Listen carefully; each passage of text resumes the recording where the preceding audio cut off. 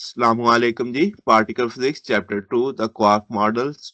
आज का टॉपिक है हमारे पास the standard model of elementary particles.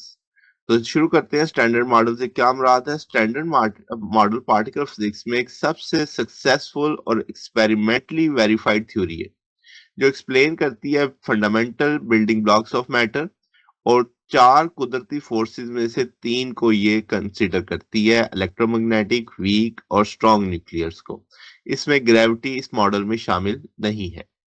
फिर अगर हम स्टैंडर्ड मॉडल में देखें तो ये किन चीजों को डील करता है, तो हम कहेंगे ये मैटर और उसकी इंटरेक्शंस को डिस्क्राइब करता है टोटल 61 एलिमेंट्री पार्टिकल्स की मदद से।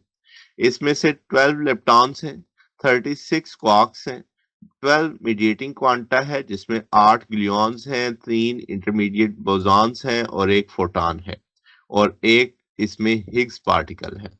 तो टोटल इन सब का सम किया जाए तो ये 61 हो जाएंगे। अब स्टैंडर्ड मॉडल क्लासिफाई करता है कि तमाम एलिमेंट्री पार्टिकल्स को दो हिस्सों में ले, जो फर्मियान्स में जो मैटर बनाते हैं जिनकी स्पिन हाफ होती है और पॉलीस्टीरियन प्रिंसिपल ओबे करते हैं, और बोसॉन्स में जो फोर्स कैरियर है और इनकी इंटीग्रल स्पिन होती है।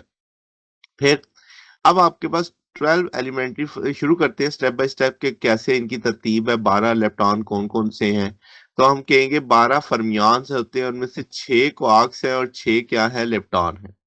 इन दोनों को हम 3 जनरेशंस में ले जाते हैं, यानी क्वार्क्स की भी कितनी जनरेशन है, 3। लेप्टॉन्स की भी कितनी जनरेशन है, 3। हर जनरेशन पहली जनरेशन से ज्यादा हैवियर है और फर्स्ट वाली जो जनरेशन है वो ऑर्डिनरी मैटर में सबसे ज्यादा पाई जाती है। फिर अगर हम लेप्टॉन को देखें तो वो एग्जिस्ट कर सकता है फ्रीली, क्योंकि वो स्ट्रॉन्ग फोर्स नहीं एक्सपीरियंस करता, वीक उसमें होता है, इंडिपेंडेंट पार्टिकल के तौर पे रह सकता है, जिससे मोस्ट कॉमन इलेक्ट्रॉन की बात करें।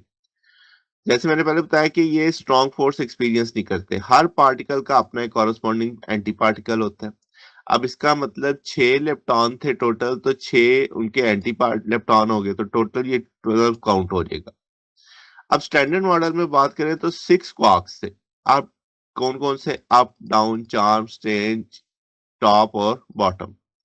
अब हम कहेंगे कि इन क्वार्क्स के पास भी एक प्रॉपर्टी होती है जिसे कलर चार्ज कहते हैं। ये colour charge force, strong force से रिलेटेड है, ओरिजिनल कलर वाली स्टोरी नहीं है ये। फिर हम कहेंगे हर क्वार्क जो है उसकी 3 स्टेट हो सकती है, रेड, ग्रीन और ब्लू। तो इसका मतलब 6 थे, 6 और 3, हर एक के पास 3 3 स्टेट्स है, तो 6 फ्लेवर्स के मिलके कितनी स्टेट्स हो जाएंगी, 18 स्टेट्स हो जाएंगी। अब हर क्वार्क का एंटी क्वार्क भी होता है विद एंटी कलर, तो इसका मतलब 18 क्वार्क्स डबल हो जाएंगे, क्योंकि अगर हर एक का एंटी एक मौजूद है, तो टोटल 36 क्वार्क्स और एंटी क्वार्क्स मिलके बन जाएंगे। अब अगर हम टोटल देखें तो एक अलामती फर्स्ट जनरेशन में दिखाया गया है कि आपके पास कौन कौन से हैं, इलेक्ट्रॉन, और आपके पास एंटी न्यूट्रिनो है, फिर आपके पास इलेक्ट्रॉन न्यूट्रिनो है। जनरेशन 2 में म्यून है और आपके पास न्यूट्रॉन म्यून है, न्यूट्रिनो म्यून है। फिर आपके पास जनरेशन 3 में टाउ है और टाउ न्यूट्रिनो टाउ आना था यहाँ पे। ओके, अब अगला देखें तो फोर्स कैरियर की बात करते हैं।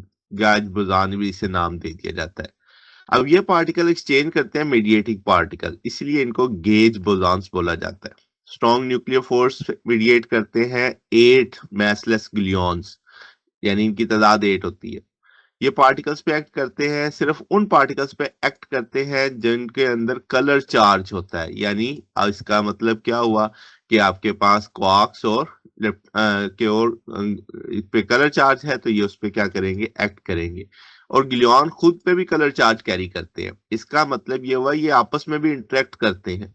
तो आपके पास यानी इसी ये आपको कन्फाइनमेंट का मतलब होता है कि ये इंडिपेंडेंट नहीं मिल सकते, आप इनको डायरेक्टली फ्री पार्टिकल के तौर पे ऑब्जर्व नहीं कर सकते। ये हमने टॉपिक में डिटेल में पढ़ा हुआ है, कलर कन्फाइनमेंट। फिर वीक न्यूक्लियर फोर्स की बात करें तो हम कहेंगे ये मीडिएट होती है 3 तरह के बोसॉन से, W+, W नेगेटिव और Z न्यूट्रल से। ये रेडियो एक्टिव डिके की रिस्पॉन्सिबल है, वीक इंटरेक्शन जिससे हम कह सकते हैं। फिर आपके तमाम फर्मियान्स पे ये फोर्स लग रही होती है। इलेक्ट्रोमैग्नेटिक फोर्स की बात करें तो हम कहेंगे ये मैसलेस फोटॉन से मीडिएट होती है, तमाम चार्ज पार्टिकल पे एक्ट करती है। फिर हिग्स बोसॉन 2012 में डिस्कवर हुआ था। ये एक स्केलर पार्टिकल है, यानी जिसकी स्पिन कितनी होगी, 0 मानी जाएगी तो उसे स्केलर पार्टिकल बोल देंगे।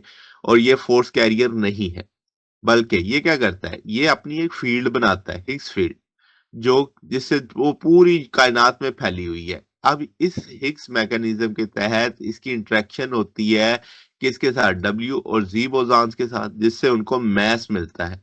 तो ये प्राइमरी सोर्स है मैस का फॉर फंडामेंटल फर्मियान, यानी जब पार्टिकल इनके साथ इंटरेक्ट करते हैं तो उनको मैस गेन करते हैं। तो ये एक सक्सेस है। अब स्टैंडर्ड मॉडल ने काफी चीजें सक्सेसफुली एक्सप्लेन की हैं। इसने प्रेडिक्ट किया था कि डब्ल्यू और जी, टॉप, क्वार्क और हिग्स बोसॉन्स को जो कंफर्म हुए एक्सपेरिमेंटली। फिर आपके पास इन्होंने स्ट्रक्चर एक्सप्लेन किया हेड्रॉन्स का, nuclear stability via strong force से समझाई, बीटा डिके समझाया वीक फोर्स से, और इलेक्ट्रोमैग्नेटिक फिनोमेना डिस्क्राइब किए। तो ये इसकी सक्सेस मानी जाती है। मगर इसकी लिमिटेशंस भी हैं कि आपके पास ये फोर्थ फंडामेंटल फोर्स ग्रेविटी को इंक्लूड नहीं करता, जो थ्योरेटिकली हम जानते हैं उसके पार्टिकल का नाम भी हम ग्रेविटॉन कहते हैं। फिर ये 95% ऑफ यूनिवर्स जो बनी हुई है डार्क मैटर और डार्क एनर्जी से, उसको भी नहीं समझता, ये बताता। फिर ये भी नहीं बताता कि जो लेप्टॉन्स और क्वार्क की जो थर्ड जनरेशन है वो इतनी हैवी क्यों है पहले वाले की निस्बत से, उसका मैस इतना ज्यादा क्यों है। फिर जो ओरिजिनल स्टैंडर्ड मॉडल है वो समझता था न्यूट्रिनो मैसलेस है, जबकि जब न्यूट्रिनो डिस्कवर हुए तो प्रूव हुआ न्यूट्रिनो के बाद मैस होता है। तो इसका मतलब स्टैंडर्ड मॉडल में मॉडिफिकेशन की जरूरत होगी या कोई नया इसमें बीच ऐड करनी पड़ेगी। फिर ये यूनिफाई करता है इलेक्ट्रोवीक और स्ट्रॉन्ग फोर्स को मैथमेटिकली, मगर इस सिंगल में नहीं, सिंपल इंटरेक्शन के जरिए नहीं। तो जो ग्रैंड यूनिफिकेशन थ्योरी है या थ्योरी ऑफ एवरीथिंग है, उस पर भी काम चाहिए। तो ये हमारे पास आज का टॉपिक था। अगर आपको इसमें कोई बात पूछनी हो, डाउट हो, नीचे कमेंट्स में पूछ सकते हैं। वीडियो अच्छी लगी हो वीडियो को लाइक कीजिएगा, दोस्तों के साथ शेयर कीजिएगा, चैनल को सब्सक्राइब कर दीजिएगा। अब तक के लिए इतना ही, बकिया इंशाल्लाह नेक्स्ट देखेंगे। ओके, अल्लाह हाफिज।